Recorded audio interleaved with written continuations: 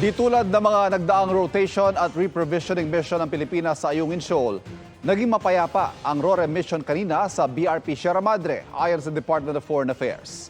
Yan ang unang mission doon kasunod ng pagkakasundo ng Pilipinas at China para mapababang tensyon sa West Philippine Sea. Nakatutok si Joseph Moro.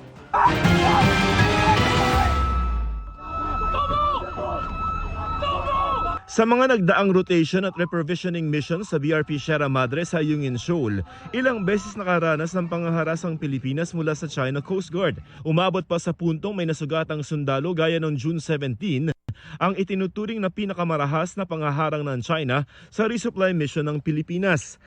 Pero sa RORE mission ngayong araw, wala raw nangyaring untoward incident ayon sa Department of Foreign Affairs.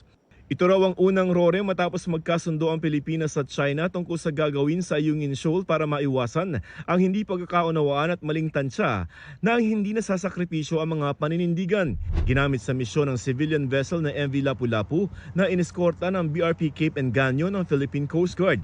Inulit ng DFA na naaayon sa batas ang RORE mission sa loob ng Exclusive Economic Zone ng Pilipinas na saksi sa pagiging profesional ng Philippine Navy at Philippine Coast Guard. Kahapon habang papuntang Ayungin Shoal ang tropa magre-resupply sa BRP Sierra Madre, sinabi ni Chinese Ambassador to the Philippines Song Silian na nakatataba ng puso na may napagkasunduan na ang Pilipinas at China sa RORE mission. So welcome development. Okay. Yeah, that's fine. And no, that's we hope this will work well to de-escalate the tension, to restore the tranquility at sea. I think this is the purpose of such a agreement. Kapwa matipid sa detalye ang Pilipinas at China sa napagkasunduan sa mga gagawin sa rotation at resupply mission sa Ayungin Shoal. Pero dati nang sinabi ng Department of Foreign Affairs na hindi kailangan magpaalam ng Pilipinas sa China. Bukod diyan, hindi payag ang DFA sa on-site inspection.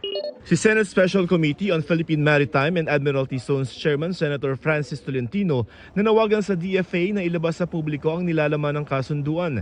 Dapat daw maging transparent at huwag isikreto ang nilalaman nito. Sabi naman ni Senate President Chis Escudero, hindi treaty ang napagkasunduan ng China at Pilipinas kaya hindi ito kailangang ratipikahan ng Senado. It is not a treaty, so it does not need Senate concurrence. But if a senator wishes to look into it, of course, the Senate will pave the way for it. On my part, hindi ko balak maghain ng resolusyon kaugnay niya. Para sa GMA Integrated News, Joseph Morong, nakatutok 24 oras. Mga kapuso, patuloy na tumutok sa mga balita. Mag-subscribe sa GMA Integrated News sa YouTube. Sa mga kapuso abroad, samahan niyo kami sa GMA Pinoy TV at www.gmanews.tv.